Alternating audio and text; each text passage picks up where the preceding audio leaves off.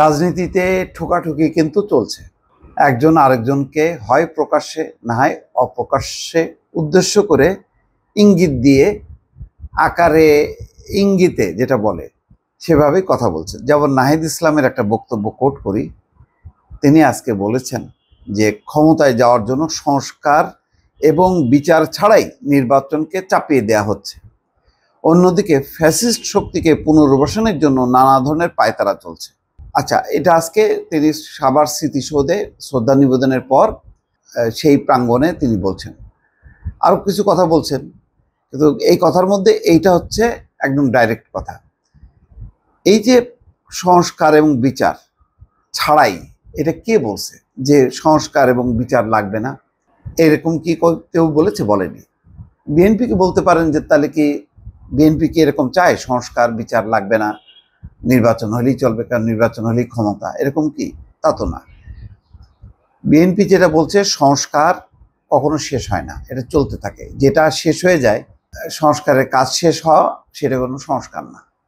সংস্কার হচ্ছে চলমান প্রক্রিয়া। আর শেখ হাসিনা বা এই অপরাধের বিচার, এটা 15 বছরে এত বেশি বিচার, শুধু গণহত্যার বিচার কেন, দুর্নীতি টাকা পাচারের বিচার, এই বিচারও একটা লম্বা প্রক্রিয়া। এটা 2 বছর 3 বছর 5 বছরে শেষ হবে, এটা কোনোভাবেই সেটা সম্ভব না।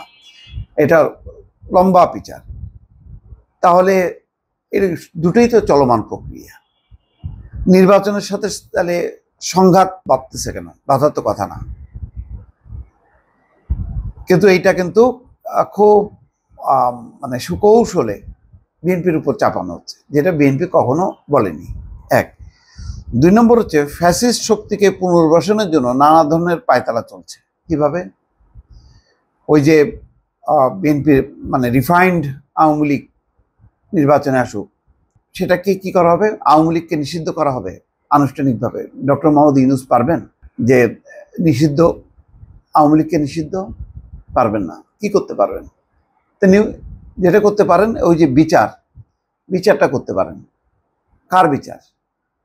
যারা গণহত্যার সাথে জড়িত, যারাই। তাহলে দলের যদি একজন লোকও থাকে যে কোনো অন্যায় করেনি, অপরাধ করেনি, তাহলে তার আমি অধিকার কাটবো কেন? তার দলের অধিকার, সেই ব্যক্তির অধিকার আমি কি কাটতে পারি? ইন্টারন্যাশনালি কি এটা গ্রহণযোগ্য হবে? জাতিসংঘের প্রতিবেদন কি বলছে যে যারা গণহত্যার সঙ্গে জড়িত তাদের বিচার হওয়া দরকার, কিন্তু তাই বলে কোনো রাজনৈতিক দলকে নিষিদ্ধ করা উচিত না। বিষয়টা তো সেরকমই। তাহলে তো রিফাইন্ড আওয়ামী লীগ চলে আসতেছে। শেখ হাসিনা সহ শীর্ষ নেতারা যদি মানে তাদের বিরুদ্ধে যেহেতু মামলা আছে গণহত্যার, তারপরে দুর্নীতি টাকা পাচার, তো সেই বিচারের অবস্থায় তো তারা নির্বাচনে অংশ নিতে পারবে না। কিন্তু যার বিরুদ্ধে গণহত্যার অভিযোগ নেই, যার বিরুদ্ধে টাকা পাচারের অভিযোগ নেই, সে কেন পারবে না? এটা কি মানে ফ্যাসিস্টদের পুনর্বাসনের বিষয় দাঁড়ালো, নাকি একটা গণতান্ত্রিক অধিকার? বিশ্বে বিশ্ব কি চায়? তারা পার্টিসিপেটরি ডেমোক্রেসি চায় বা পার্টিসিপেটরি ইলেকশন চায়। পার্টিসিপেটরি ইলেকশনে আমি আওয়ামী লীগকে নিষিদ্ধ করব, জাতীয় পার্টিকে নিষিদ্ধ করব, আবার মানে অংশগ্রহণমূলক নির্বাচন চাইবো, এটা হবে না। বিতর্ক হবে। সেই বিতর্ক সামাল দিতে পারবো আমরা? পারবো? ইউনূস সরকার পারবে না। আওয়ামী লীগ সরকার পেরেছে? পারেনি। করেছে গায়ের জোরে। কি হয়েছে? সারা বিশ্ব থেকে বিচ্ছিন্ন হয়েছে। তো সেরকম বিচ্ছিন্ন সরকারকে আমরা চাইবো?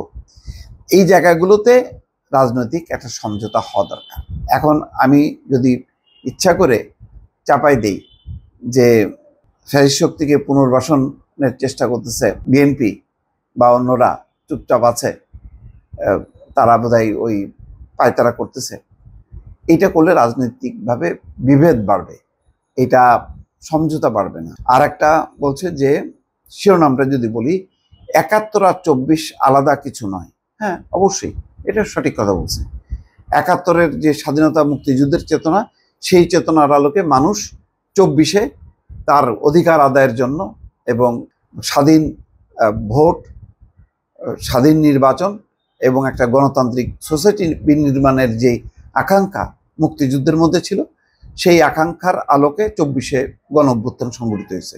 সুতরাং এটা আমি মনে করি নাহিদ ইসলাম কারেক্ট কথা বলেছে, কিন্তু ওই সংস্কার, তারপরে হচ্ছে বিচার, এইগুলো নির্বাচনের মুখোমুখি দাঁড় করানোটা হবে একদম বিএনপির সঙ্গে একদম বিরোধী একটা অবস্থানে থাকা এবং নির্বাচন প্রলম্বিত হবার একটি বিষয়, যেটা প্রধান দল বিএনপির কাছে গ্রহণযোগ্য হবে না। দর্শক ভালো থাকবেন, আল্লাহ হাফিজ।